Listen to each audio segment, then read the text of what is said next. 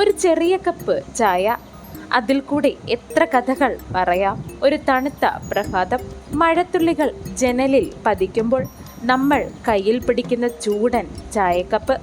അത് വെറുമൊരു പാനീയം മാത്രമാണോ? അല്ല, അത് സാമ്രാജ്യങ്ങളുടെ കഥയാണ്, യുദ്ധങ്ങളുടെ കഥയാണ്, വിപ്ലവങ്ങളുടെ കഥയാണ്, മനുഷ്യരുടെ വികാരങ്ങളുടെ കഥയാണ്. ഇന്ന് നമ്മൾ കേൾക്കുവാൻ പോകുന്നത് ചായയുടെ ജനനം മുതൽ ഇന്ന് വരെയുള്ള അത്ഭുത യാത്രയാണ്.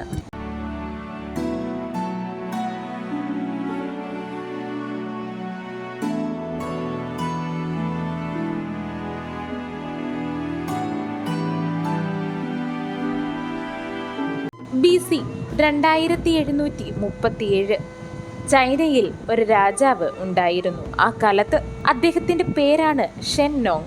അദ്ദേഹം ഒരു ശാസ്ത്രജ്ഞനും ഔഷധ വിദഗ്ധനും ആയിരുന്നു. ഒരു ദിവസം അദ്ദേഹത്തിന് കുളിക്കുവാനായി തന്റെ പരിചാരകർ വെള്ളം തിളപ്പിക്കുമ്പോൾ കാറ്റിൽ പറന്ന ഒരു ഇല ആ ചൂടുവെള്ളത്തിലേക്ക് വീഴുന്നു. ആ വെള്ളത്തിന്റെ നിറം ആകെ മാറി, സുഗന്ധം പരന്നു. അത് കണ്ട അത്ഭുതത്തോടെ അദ്ദേഹം ആ വെള്ളം കുടിച്ചു നോക്കി. അവിടെ നിന്നാണ് ചായയുടെ കഥ ആരംഭിക്കുന്നത്. പക്ഷേ ഇത് സത്യമാണോ, അല്ലെങ്കിൽ ഇത് വെറും ഒരു കഥ മാത്രമാണോ? ശാസ്ത്രീയമായി നോക്കുമ്പോൾ തേയിലച്ചെടി അഥവാ കാമലിയ സിനൻസിസ് ആദ്യമായി ഉപയോഗിച്ചത് ചൈനയുടെ തെക്കൻ മലനിരകളിൽ ആണ്. പുരാതന രേഖകൾ കാണിക്കുന്നത് ചായ ആദ്യം ഔഷധമായി ഉപയോഗിച്ചു എന്നാണ്. തലവേദന, ക്ഷീണം, വിഷബാധ ഇവയെല്ലാം കുറയ്ക്കുവാനായി ഇത് ഉപയോഗിച്ചു. അതായത് ചായ ആദ്യം ഒരു റിഫ്രഷ്മെന്റ് അല്ലായിരുന്നു, ഒരു മെഡിസിൻ തന്നെ ആയിരുന്നു. ചായയുടെ വ്യാപനത്തിൽ ബുദ്ധമത സന്യാസികൾക്ക് വലിയൊരു പങ്ക് ഉണ്ട്.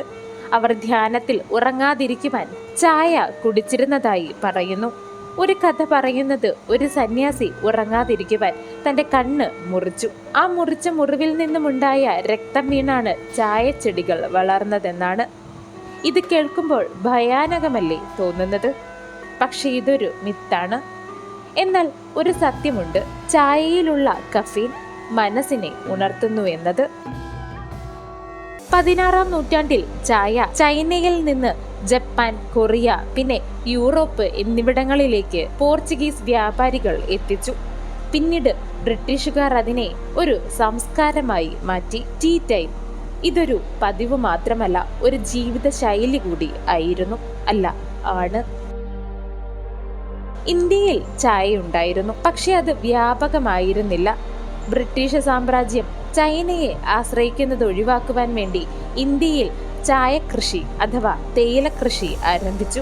ഡാർജിലിംഗിലും ആസാമിലും ചായത്തോട്ടങ്ങൾ പിറന്നു. അതിന് പിന്നിൽ ഒരു കഠിന സത്യമുണ്ട്.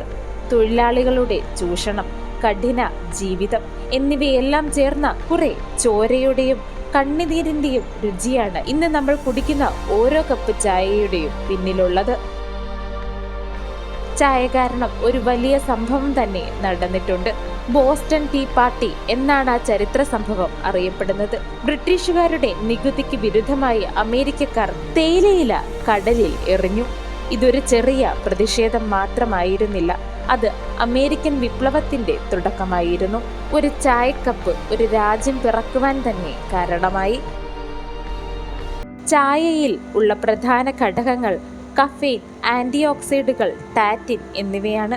ഇവ ശരീരത്തിന് ഉണർവ് നൽകുന്നു, ഒപ്പം തന്നെ ഹൃദയാരോഗ്യം മെച്ചപ്പെടുത്തുന്നു, മാനസിക സമ്മർദ്ദം കുറയ്ക്കുന്നു.